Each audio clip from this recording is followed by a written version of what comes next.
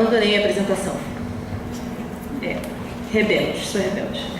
Esses dias eu estava em Cataguases e aí chegou uma colega, psicóloga, e ela fez a seguinte pergunta para mim: qual é a sua linha? Aí eu falei: da rebeldia?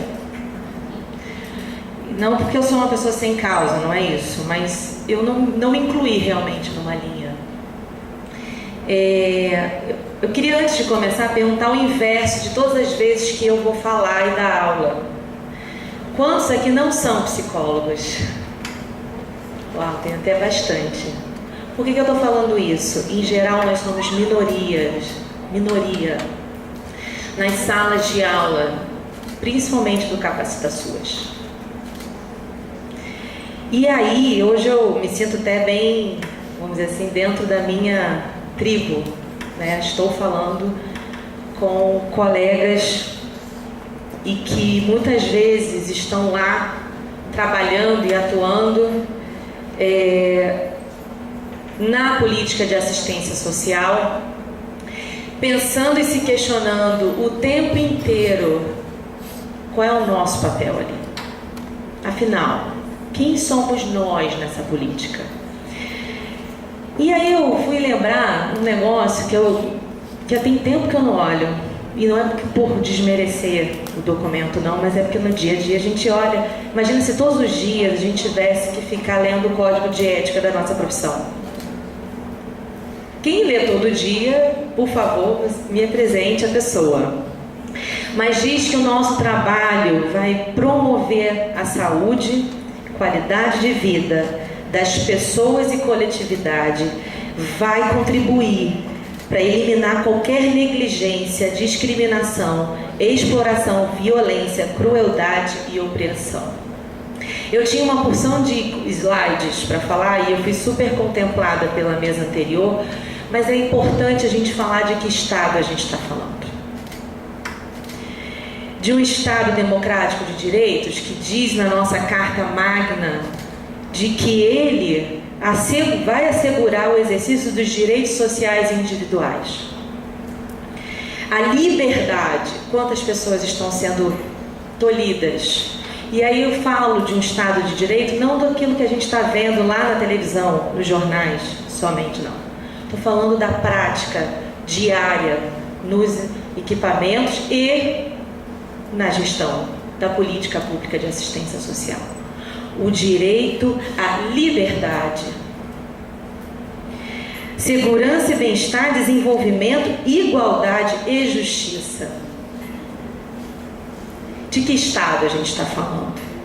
De um Estado que sucateia seus serviços e oprime quando a gente quer ir de encontro a esse sucateamento? E daí eu vou levar a outra pergunta. De que assistência social a gente está falando?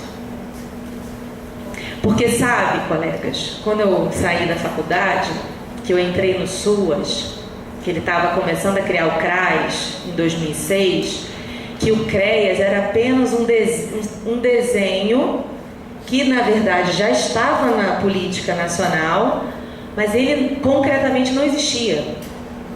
Era um desejo de um equipamento que ia vir de um programa para aqueles que já estão há algum tempo na caminhada, chamado Sentinela. Você lembra disso? Quem lembra disso?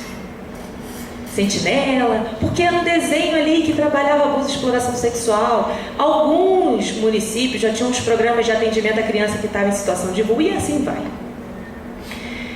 E chegar lá para entender que o que a gente vai fazer ali. Então a gente está falando de um Estado que não está cumprindo o artigo 1º da Constituição Federal, que nós estamos dentro dele e que está a serviço, sim. E essa assistência social, ela é libertadora ou ela é mantenedora? E essa pergunta pode parecer estranha, mas isso inclui a minha e a prática de todos que estão nessa sala, inclusive as minhas colegas que estão sentadas à mesa, para a gente pensar. Porque quando a gente fica olhando o desmonte do Estado, qual o desmonte que a gente vem permitindo dentro dos nossos equipamentos e dentro também das salas de tomada de decisão, quando a gente vai lutar pela política pública de assistência social. E quando eu digo lutar, é ir lá se relacionar, articular, participar de espaços de tomada de decisão. Porque não é só no CRAS, nem no CREAS, nem nas instituições de acolhimento que a gente vai ter espaços de decisão. É fora das paredes da assistência social também. Então o Althusser vai falar dos aparelhos ideológicos do Estado e eu venho me perguntando se a gente também não vem provocando esse processo ideológico de manter a linearidade de uma desigualdade social no nosso país, na nossa cidade, no nosso estado. Ah, Carla, você está sendo generalista. Pode ser. Mas é para a gente se perguntar, porque quando eu estava lá sentada no banco da graduação, eu me perguntava o papel do psicólogo em todo lugar que ele estava, ou que ele pudesse estar. Se a Paula traz, que é o processo da possibilidade de mudança, eu digo também, é a possibilidade de o tempo inteiro questionarmos e questionar toda a prática que vem acontecendo. E aí não dá para a gente esquecer de que estado a gente está falando, que eu já falei, do opressor, do isso, do aquilo, porém, dos ismos todos que o Estado brasileiro, que é a gênese dele, que é falar do clientelismo, mandonismo, patrimonialismo, personalismo, que mais os ismos todos, que se diz burocrático e gerencial. Isso tudo ele continua sendo. E quando a gente tem uma política de assistência social que vai de encontro a essas referências do Estado, ou vocês acham que a gente é uma ilha e nós não somos afetados a esses ismos todos? Nós somos. Há quem diga que somos reprodução, inclusive, dos ismos. E essa gestão precisa perguntar o seguinte: afinal, qual é a sua visão de mundo? Quem na faculdade não ia começar as aulas de filosofia e perguntava assim, a visão de mundo de não sei quem, a visão de mundo de não sei quem lá, não é verdade? Qual é a visão de mundo de vocês? Porque a política de assistência social tem. E está lá na NOB, na Norma Operacional Básica. Quando ela diz exatamente o que ela quer. Está lá na Constituição Federal que diz que dela é daquele que necessitar, e não apenas dos pobres. Porque a gente vem fazendo política de assistência social de pobre, né, para pobre. A gente não pensa nela num ambiente muito maior. Mas não é isso que diz lá. Ela diz que ela é de todos. Todos aqueles que necessitar. E aí, minha reflexão, quanto tempo eu tenho? Só para não me perder.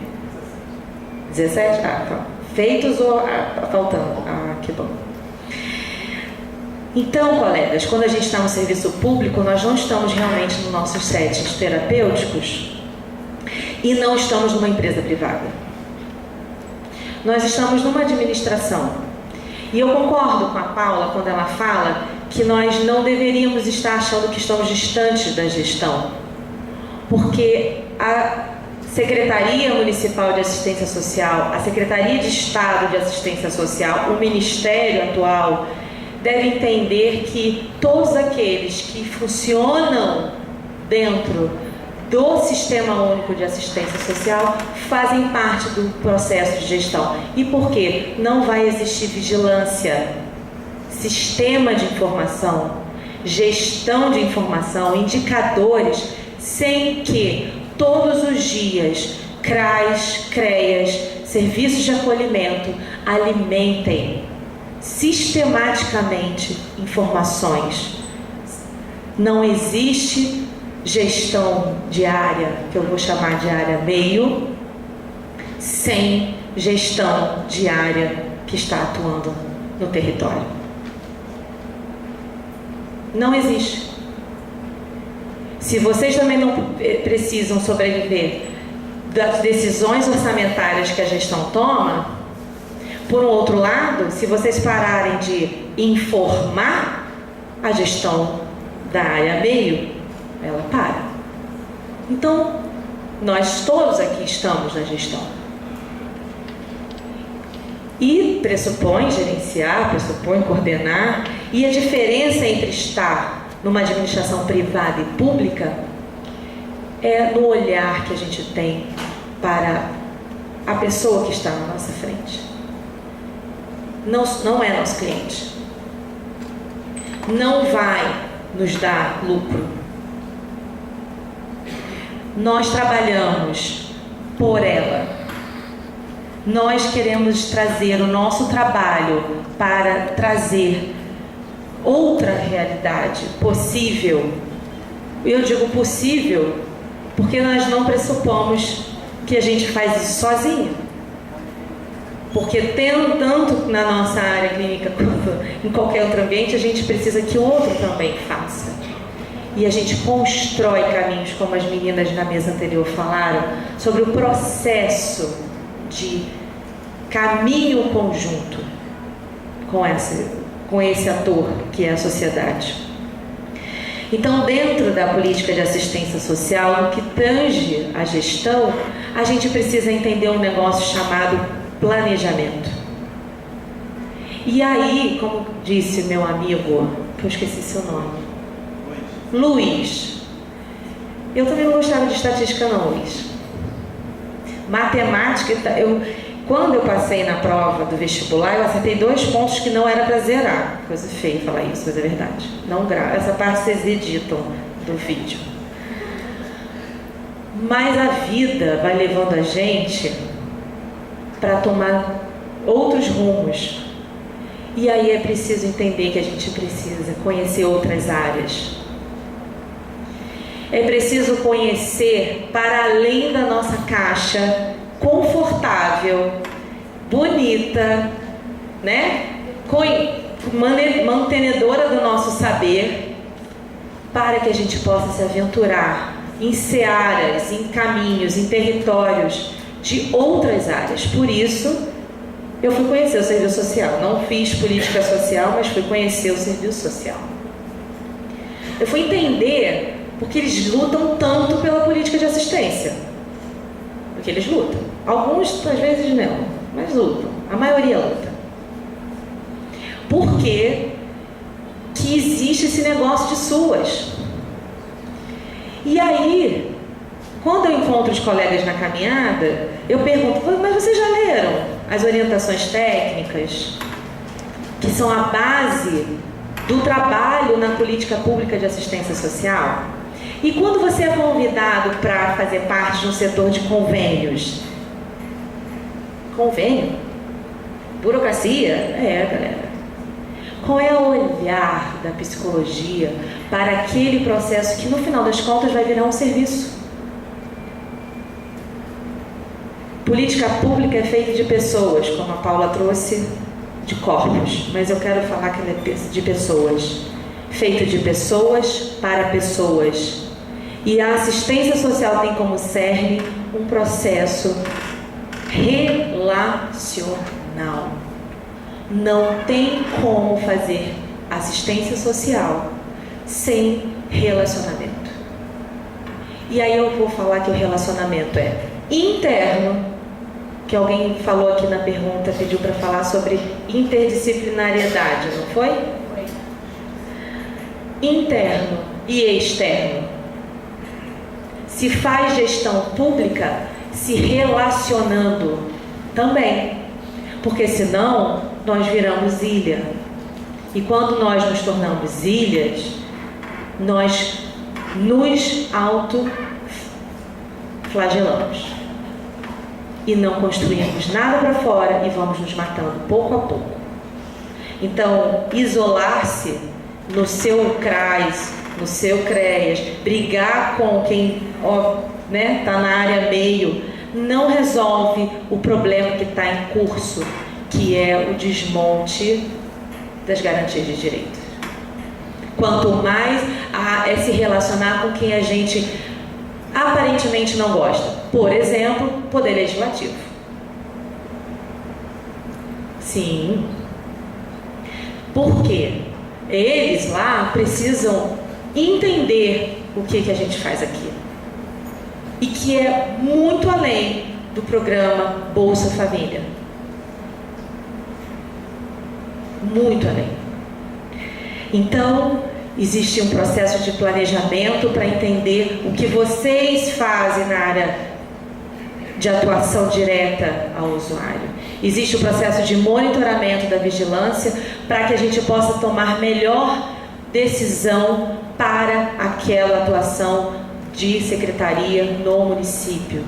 É importante que a gente tenha clareza de um pacto federativo e de um pacto de gestão que diz que a gente precisa aprimorar a nossa estrutura de trabalho. E não é cadeira, mesa, janela, porta, não. Qualificação profissional também. E aí, eu sei que a gente tem uma fragilidade enorme na política de educação permanente no SUAS. Pouquíssimos são os municípios que possuem ela. Mas a gente também precisa buscar, a partir de nós também. E muitas vezes o Estado é feito de nós, não só dele pra gente. E aí eu peguei um trecho, quanto tem ainda, Luiz? Não. Um trecho de um artigo de algumas autoras que escreveram na FGV, eu tenho o nome delas aqui, vou falar. Claro que eu perdi o papel, achei.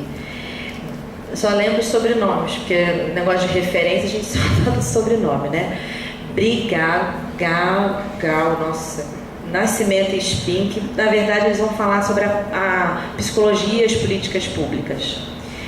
E aí eles falam o seguinte: os profissionais que atuam nos serviços e programas criados para implementar as políticas públicas não se restringem a colocar em prática as diretrizes das políticas. Eles atuam também na análise das situações cotidianas, na avaliação das políticas e na proposição de soluções para os problemas que visualizam a partir das ações cotidianas. Exatamente o que a professora da Rural falou sobre a prática da psicologia comunitária, mas se a gente não se colocar no lugar de ir além das nossas caixinhas, nós seremos engolidos. Nós seremos engolidos. E eu digo nós psicólogos, porque quando você entra no SUAS, a primeira coisa, é quase que um bilhete: não pode clinicar aqui. Estou errado? Aí você fica, caramba, só aprendi isso. E agora? Estou lascada. Não é? É um bilhete, assim, quando você vai tomar posse, diz assim, ó, não pode clinicar aqui. O resto você pode tudo. Mais ou menos. E aí, quem foi que disse que a leitura que a gente tem do outro precisa ser necessariamente clínica?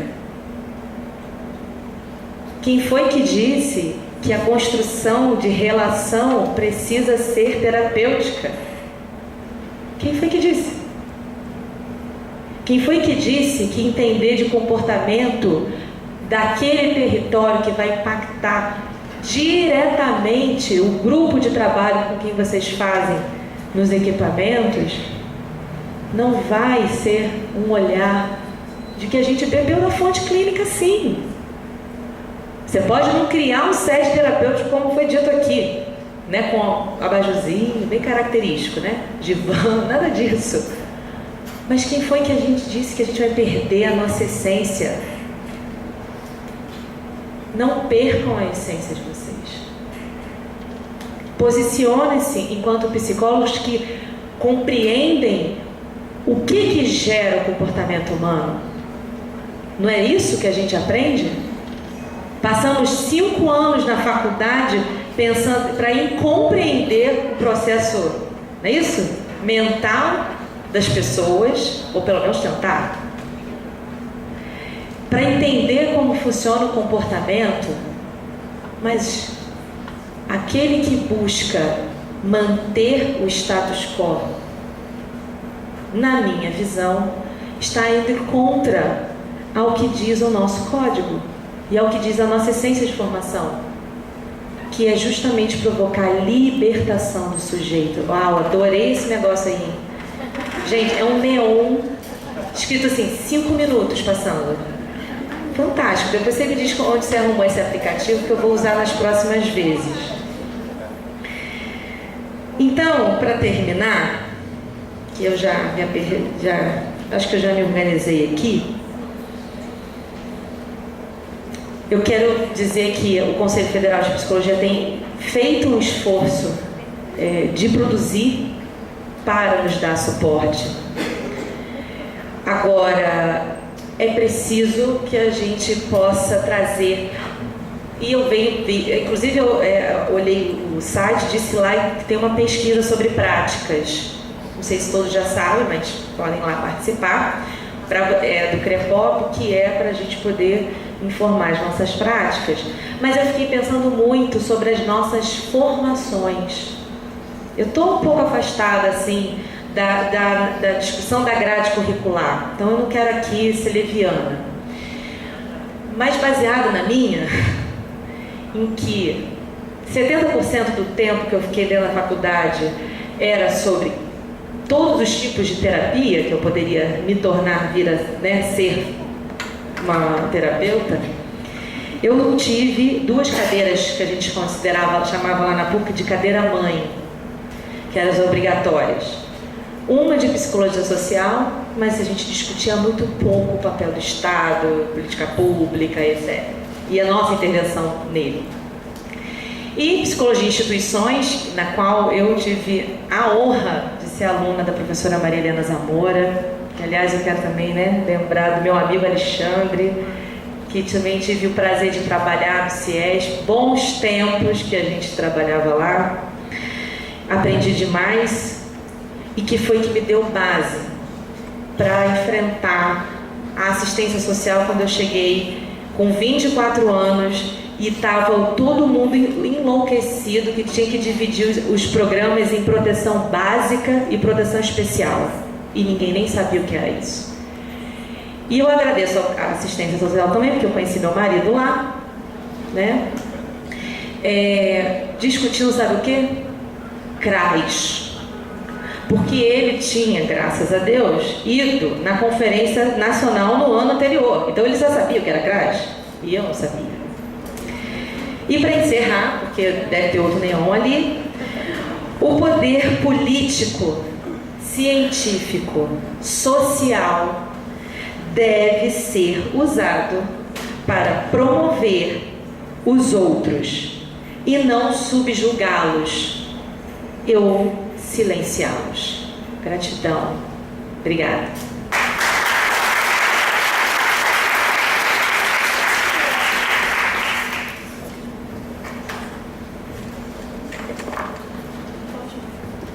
Bom, boa tarde. Quero agradecer o convite, agradecer a Juliana nesse diálogo. Quando o CRP me ligou, eu até perguntei, gente, vocês sabem que eu não sou psicóloga, Que aí eu comecei a ver a programação sendo desenhada. Mas, enfim, é uma honra estar aqui, principalmente para falar do SUS, que é nosso objeto de trabalho há algum tempo e que a gente vem tentando, de alguma forma, também aliar nosso trabalho, nossa militância, nossa linha acadêmica também. Eu fui convidada nessa mesa para falar sobre a vigilância e o que a gente pode fazer enquanto trabalhadores do SUS com essa vigilância no combate às desigualdades sociais. E aí eu poderia começar falando dessa categoria trabalhadores do SUS, porque, como Paula falou, essa diferença que a gente faz o tempo todo entre o trabalhador que faz atendimento direto e o trabalhador que está na gestão do SUS é uma diferença, às vezes, bastante cruel, tanto para um lado quanto para o outro. E assim, eu cheguei ao ponto de alguns lugares que eu ia, eu não me anunciava como gestora. para evitar constrangimentos, porque de cara, quando você fala que é gestora, as pessoas já não gostam de você. É um fato, né? Porque essa distância entre quem se considera gestão, porque tem poder de decisão final, mexe com orçamento, vai mexer com planejamento, vai atuar na vigilância assistencial para poder tomar decisão, e o trabalhador que está na coordenação ou no atendimento direto da população, ele é um fato. E eu acho que quando a Paula começa colocando isso de que quem está no equipamento, quem está coordenando é gestor também, eu acho que é um ponto para a gente poder pensar. Então, na verdade, eu gosto muito da categoria que foi utilizada e que está sendo revista ultimamente, que é a categoria de trabalhadores sociais, trabalhadores do SUAS, lá reconhecidas mais do que uma equipe de referência, uma equipe de trabalhadores que estão nessa política, que aí eu vou incluir o serviço social, a psicologia, a antropologia, a sociologia, né, o musicoterapeuta, o terapeuta ocupacional, são profissionais que são reconhecidos como trabalhadores do SUAS. A única questão que a gente precisa começar a trabalhar se estabeleceu por meio de resolução do CNEF e reconhecimento de outras categorias profissionais que não são o serviço social e psicologia como trabalhadores do SUAS, mas a função, o papel que esses trabalhadores vão exercer dentro desse sistema ainda não está claro, ainda não está definida. E aí uma das questões que a gente precisa pensar é quem define. Quem é que vai definir o que esses trabalhadores vão fazer nesta política setorial? Então, se as categorias profissionais elas não se reunirem, não se organizarem para que elas possam definir qual vai ser o seu processo de trabalho, outras pessoas vão fazer. E aí a gente depois vai ficar de alguma forma naquele ambiente da reclamação ou simplesmente não é isso que eu vim fazer, mas ao mesmo tempo a gente tem a oportunidade de dizer o que nós fazemos ou o que nós queremos fazer, essa oportunidade às vezes é desperdiçada. Então, eu vou tentar ser bastante rápida também para poder aproveitar o debate, mas eu trouxe um exemplo prático de como que a gente pode, no dia a dia, utilizar a vigilância considerando aí os conceitos de desigualdade postos. E aí eu vou me sentir à vontade para falar isso, porque todos vocês aqui são trabalhadores de assistência, não vou trazer nenhum conceito que não seja de conhecimento. Mas se eu trouxer algum, por favor, interrompa e pergunta, porque assim como na saúde, a gente fica o tempo todo trabalhando com diversas siglas, né? E às vezes a gente vai falar para um público que não é o público da assistência social, que não é o caso hoje, e a gente cai num vício de ficar falando em siglas e as pessoas não têm ideia do que a gente está falando. Então vamos lá, questão social, pobreza e territórios vulneráveis, né? A gente vai fazer um diálogo a partir da intervenção dos CRAs. Pode passar. E qual é o nosso objetivo, né? O objetivo vai ser pegar as áreas de maior concentração de pobreza, e como é que eu sei isso, e fazer uma análise de acesso e de permanência dessa população nos equipamentos que foram pensados para atendê-las e acompanhá-las. Nesse sentido, a gente foi utilizando, né, porque a mesa era sobre vigilância, 3 instrumentos, né? O IBGE como fonte de dado, ainda que seja de 2010, mas é a fonte válida, né, até a presente data, o CadÚnico, o Cadastro Único de Governo Social, que as pessoas acham que é exclusivo para o Bolsa Família, mas na verdade ele é um cadastro que é utilizado para acesso a todos os programas de serviços governamentais, né? A população, de uma forma geral, o senso comum pode pensar isso, você faz lá o cadastro do Bolsa. Quem é trabalhador do SUAS vai entender o CadÚnico de uma outra forma, né? E a gente precisa o tempo todo estar afirmando isso. E o registro mensal de atendimento, que todos vocês devem preencher, e que é uma grande dificuldade hoje a gente conseguir sistematizar esses dados. Mas foram as 3 fontes que eu utilizei que eu achei que seria mais relevante para a gente trazer nesse encontro. Alguém aqui preenche RMA? É simples? Mais ou menos, né? Mas é de lá que a gente hoje, enquanto gestão, está tirando a maioria das informações para tomada de decisão de expansão de equipamento, não expansão, de revisão de equipe técnica de referência lá presente. Então, assim, não existe outra possibilidade de fazer isso senão com o que vocês trazem de informação, né? E às vezes o profissional pega um cadastro e fala assim, poxa, mais um trabalho, mais uma informação, para que isso vai ser utilizado? É claro que você pode ser utilizado de maneira negativa também, mas assim, eu prefiro pensar que a gente vai utilizar a sistematização do trabalho de vocês para melhorar esse trabalho e melhorar o acesso. Então, quando o equipamento deixa de preencher o RMA, quando o coordenador não consegue legitimar com a sua equipe que aquilo é também um instrumento de trabalho, a gente acaba perdendo. E aí, no final das contas, não é só uma perda profissional, mas é uma perda principalmente para os usuários que estão acessando esse serviço todos os dias. Pode passar? Ficou ruim aqui a luz, mas enfim. Eu não vou tratar muito desses conceitos teóricos, porque eu acho que a primeira mesa acabou dando conta disso, mas só da gente lembrar, quando a gente está falando de desigualdade social, a gente está falando de algo que sempre existiu, né? A nossa produção ela não é igual, quem produz não necessariamente vai se apropriar do que é produzido, né? Mas o fato de a gente considerar que a desigualdade sempre existiu, não consideramos que ela seja natural, ela é uma escolha. Eu faço uma escolha política de manter os níveis de desigualdade no Brasil conforme eles estão. Então, se a gente for colocar o Brasil no ranking, não é no ranking pequeno, mas no ranking de 140 países, ele é o 10º país mais desigual, né? E a gente também tem uma tendência, pode ir passando, a gente tem uma tendência também de comparar ou de colocar como igual, como similar o conceito de pobreza e de desigualdade. Não é a mesma coisa, né? A gente nos últimos anos, e eu concordo com a colega do Rio de Janeiro, a gente teve avanço, a gente teve questões significativas na política de assistência e em outras políticas públicas. Esse avanço, nessa diminuição da pobreza, ela não significou necessariamente uma diminuição da desigualdade, porque a distribuição ela continua sendo desigual, né? E falávamos na conferência nesses 2 últimos dias do quanto a gente acaba se distanciando, né, da forma como a desigualdade vem sendo produzida e acreditando que a assistência vai dar conta de uma questão que é muito maior. Então, a primeira coisa que a gente poderia pensar aqui, enquanto trabalhadores sociais, é do que cabe à assistência com relação à questão social, não é uma eliminação. A gente precisa tirar essa angústia, né? A assistência social enquanto política pública, ela não dá conta da chamada questão social. A gente trabalha com uma das expressões dessa questão social e a gente precisa se conscientizar disso para não trazer a ideia de que nós estamos sendo ineficientes, quando na verdade tem um campo aí de políticas públicas que deveria ser envolvido nessa resposta. Então, um livro, né, Pobreza no Brasil, da professora Rocha, ele vai trazer essa questão da pobreza como uma questão multidimensional e, principalmente, a desmistificação da gente considerar a pobreza apenas como ausência de renda, como capacidade de consumo, né? A pobreza, ela tem outras categorias aí que ela vai precisar ser tratada e, de alguma forma, que a gente consiga entender para que a gente possa atuar. Até porque, lembrando também, gente, o nosso objeto de desejo não é a pobreza. Ela pode ser o nosso objeto de trabalho, né? Mas ninguém aqui tem...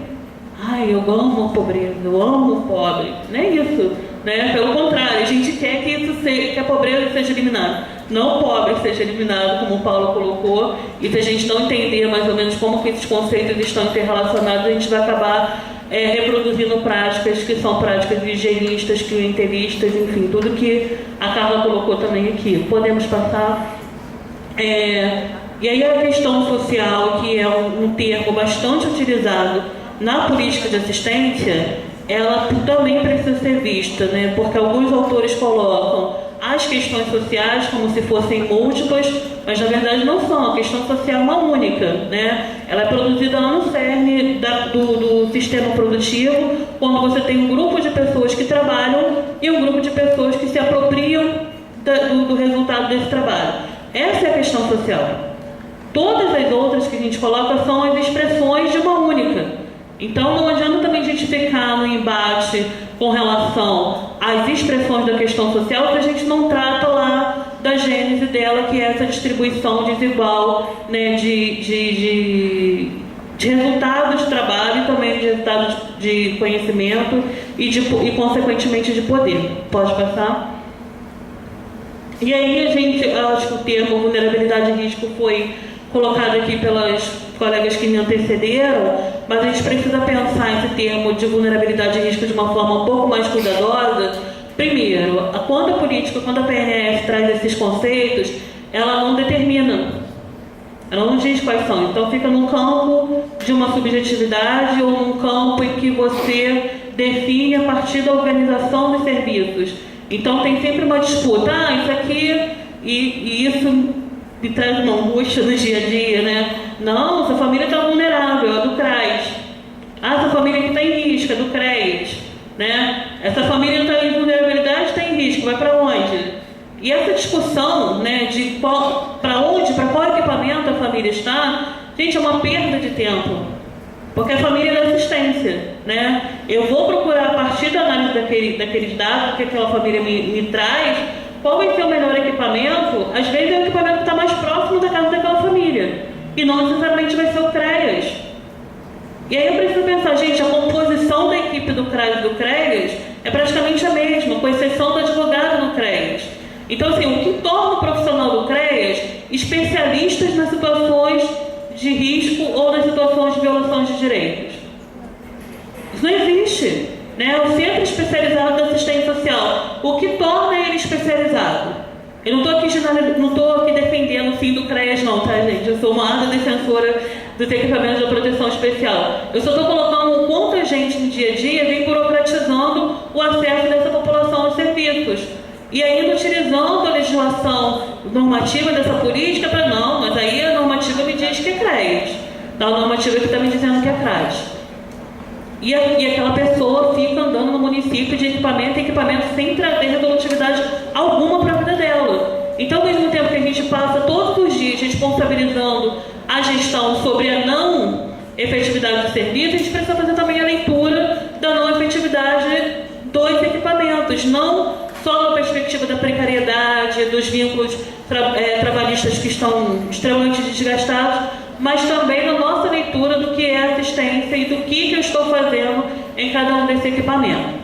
Pode passar? E aí, quando a gente fala da vigilância assistencial, eu vou, a partir da perspectiva que eu tenho da vigilância enquanto uma função dessa política, ela é mais do que, né, não, vigilância é uma função dessa política, eu posso trazê-la para o bem, eu posso trazê-la para o mal. Quando a gente tem a vigilância sendo organizada por trabalhadores de verdade, comprometidos com essa política, eu vou sempre utilizar ela numa perspectiva de avanço, né, de qualificação e de revisão dos trabalhos que não necessariamente estão dando certo. E aí eu vou trazer um caso do município de Niterói, que eu acho que poderia trazer melhor exemplificado a questão da utilização da vigilância. Então, Niterói é um município da região metropolitana, um município considerado de grande porte. É claro que isso tem estabelecimento de porte na política de assistência, ela vai ter uma consequência com relação ao número de serviços distribuídos, a capacidade que o MDS vê que esse município vai gerir os serviços e principalmente com relação ao cofinanciamento dessa política, né, que ela deveria ser cofinanciada pelos 3 entes federativos. Hoje a gente tem atrasos constantes do governo federal, a gente tem não repasse do governo do estado desde 2014 e a gente tem os municípios de alguma forma lutando para poder manter os equipamentos abertos. Então, Niterói é dividido ali em 48 bairros, e aí, assim, eu vou utilizar essa divisão, que é geográfica, também para pensar na divisão dos serviços da política de assistência naquele território. Pode passar? Esse mapinha não está muito para visualizar, mas esse mapinha representa aqueles marcadores em vermelho, onde estão localizados equipamentos da assistência social em Niterói. E aí vocês podem observar que a maior parte desses equipamentos está na zona norte da cidade. Mas por que está na zona norte, né? Por que não abrange todo o município? Por que não tem equipamento aqui embaixo? E aí claro que a gente vai precisar rever essa questão, mas o que diz a normativa e o que diz a lógica dos serviços? Eu preciso ter o equipamento próximo da população, e equipamento próximo da população mais vulnerável. E vem um outro conceito, né, os territórios. Quais são os territórios deste município que são considerados mais vulneráveis? É ali que aqueles equipamentos precisam estar. Não estou dizendo que as outras áreas da cidade não tenham usuários de assistência, né? Mas eu teria uma dificuldade muito grande se eu tivesse uma cobertura em outro ponto da cidade que não esse em que as áreas e a população mais pobre está presente. E aí os municípios, eu estou dando exemplo de Niterói, mas todos os municípios têm que fazer essa análise territorial antes de implantar o equipamento. Isso é feito? Não necessariamente, porque eu vou ter outras questões aí colocadas. Primeiro, quem hoje aluga imóvel para a prefeitura? E aí, às vezes, vezes a gestão se vê numa decisão de tem uma área em que seria mais interessante implantar o equipamento, mas eu não tenho imóvel disponível, nem imóvel próprio, nem imóvel que possa ser alugado. Então são decisões de dia a dia que vão esbarrar em algumas questões um pouco mais práticas também. Pode passar? Ali a gente tem no equipamento, no município de Niterói, 10 CRAs. E aí a gente foi pegar a análise desses 10 CRAs para poder fazer a junção do que está sendo produzido em atendimento e acompanhamento nesses equipamentos e o que vem sendo hoje utilizado como dado no CadÚnico, né? E aí extraindo os dados lá do CECAD. Os 10 CRAs do município, ele vai ter ali uma variação, que vocês estão observando nas retas verdes, com relação à capacidade de atender, a capacidade de acolher essas famílias e a capacidade principalmente de acompanhar. E aí tem uma questão que a gente discute muito na política de assistência, que é entre o atendimento e o acompanhamento. Atender é a família chegar por demanda própria ou por encaminhamento de qualquer outro serviço público, inclusive do judiciário às vezes, né, ou muitas das vezes, e eu atendo aquela família e compreendo a sua demanda. Acompanhar aquela família, inserir ela no serviço PAES ou PAEP, é uma outra história. E isso está lá nas dificuldades do RMA. Né? Eu tenho aqui uma trabalhadora da Vigilância de Niterói, o quanto é difícil a gente separar ou a gente comunicar quem são as famílias que foram atendidas e quem são as famílias que de fato são acompanhadas por aquele equipamento. E acompanhar significa acompanhar mesmo, não é vigiar a família, não é tutelar a família, mas eu saber quais são os desdobramentos que aquela família está tendo com o atendimento que está sendo realizado naquele equipamento. Se eu atendo a família uma vez e só vou atendê-la de novo quando chega um outro ofício do MP me pedindo satisfação sobre aquela família, isso não é acompanhamento. Isso é um atendimento pontual que dificilmente vai contribuir em alguma coisa para o desenvolvimento do que foi falado aqui, né, de autonomia, de empoderamento, né, de revisão daquela família enquanto sujeito. Então, assim, o primeiro passo é a grande dificuldade com relação à sistematização do nosso trabalho hoje tem sido uma questão de entendimento conceitual de quais são os serviços. Então, ali a gente vê a produção dos CRAs, pode passar. E aí eu peguei como exemplo um dos CRAs de Niterói, que fica no Morro do Céu, uma das favelas com maior situação de vulnerabilidade, é o território do município com o menor índice... Caramba! Não, eu sustei com os 3 minutos, né? Com maior índice de vulnerabilidade para poder fazer uma análise, né? E aí a gente fez uma busca, só lembrando, tá, gente? Esses dados que eu estou mostrando, principalmente esse do mapeamento do território, todos eles são de livre acesso no site da SAGE. Né? Você entra no site, você começa ali a brincar e ver o que vocês desejam para poder fazer. Porque a maioria das pessoas acreditam que precisa de uma senha, né?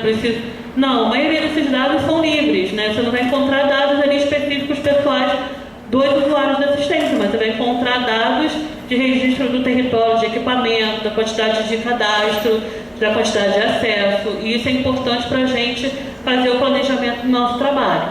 Então a gente fez uma busca no raio de 1 km desse CRAS. Então o CRAS está aqui, eu faço uma busca de 1 km para poder entender desse 1 km, só um, tá, gente? A gente nem fez além. Quantas pessoas têm acesso e de fato são acompanhadas pelo CRAS do Morro do Céu? Pode passar? E aí a gente utilizou 2 fontes de dados. Primeira, a fonte de dados do IBGE, né, que definiu ali um número de mais de 11 mil famílias vivendo naquele território que a gente desenhou. Dessas 11 mil famílias, eu vou ter um total de pessoas, que eu não estou enxergando ali, mas é mais ou menos mais de 800 famílias que estão cadastradas no CadÚnico. E aí parece bastante positivo, né? Você tem 11.800 estão no CadÚnico, significa que o CRAS tem uma atividade bastante regular. Aí a gente volta no termo de atendimento e acompanhamento, né? Pode passar aí para passar o último gráfico. Quando eu vou, de fato, entender quantas famílias estão em acompanhamento no CRAS, esse número ele vai cair drasticamente. Eu vou pegar o RMA, Vou fazer a análise lá. 2016, quantas famílias foram inseridas por mês no serviço de acompanhamento do PAIF? Ali eu vou ter 15, 28, 2, né? Vou ter 3 meses em que nenhuma família foi inserida no PAIF. Então, o fato de eu ter 800 famílias cadastradas naquele território que eu mapeei, não significa que essas famílias, de fato, estão sendo acompanhadas pelo CRAS. E aí a gente volta à questão que foi colocada nos meses anteriores, de que a política de assistência não se restringe ao programa de transferência de renda. E a ideia que a gente tem, analisando esses dados, não só esses dados, mas outros, é de que a população vem acessando o CRAS especificamente para fazer o CAD único, para ter acesso ao Bolsa Família e que não necessariamente elas estão sendo acompanhadas. E aí, se eu estou numa luta, se eu tenho uma ideologia de que eu estou acompanhando as famílias para que elas possam superar a situação, não só de pobreza de bens materiais, mas que ela possa ter a volta dos seus vínculos, alguns deles desgastados familiares ou comunitários, significa que eu não estou cumprindo a minha função enquanto serviço, da forma como aquele serviço foi desenhado. Então, são dados que a gente trouxe só para materializar o quanto a gente pode utilizar a vigilância socioassistencial para reavaliação do nosso trabalho, né? E de que forma isso pode também chegar ao conhecimento da gestão. E aí, mais uma questão para os profissionais que estão ali no atendimento direto. Não necessariamente eu preciso esperar um diagnóstico da gestão do município, um diagnóstico, né, mais completo. Eu posso considerar um diagnóstico daquele território que eu trabalho e que pode ser construído em conjunto com todas as políticas públicas que ali atuam. Quando eu consigo fazer isso, eu consigo visualizar melhor meu trabalho e eu consigo, como foi colocado aqui, soluções um pouco mais criativas, que não só aquelas que tradicionalmente vêm sendo exercidas pela política de assistência, né? E como foi falado aqui, se existe alguém que pode dar soluções mais criativas, são os profissionais que fazem esse atendimento direto. E que as informações de vocês, sejam elas de dados estatísticos ou de dados qualitativos do atendimento ao público, cheguem até a gestão, né, de alguma forma. É isso, eu queria agradecer mais uma vez o convite. Eu espero que eu tenha contribuído e que as perguntas a gente possa conseguir debater mais esse assunto. Tá bom? Muito obrigada.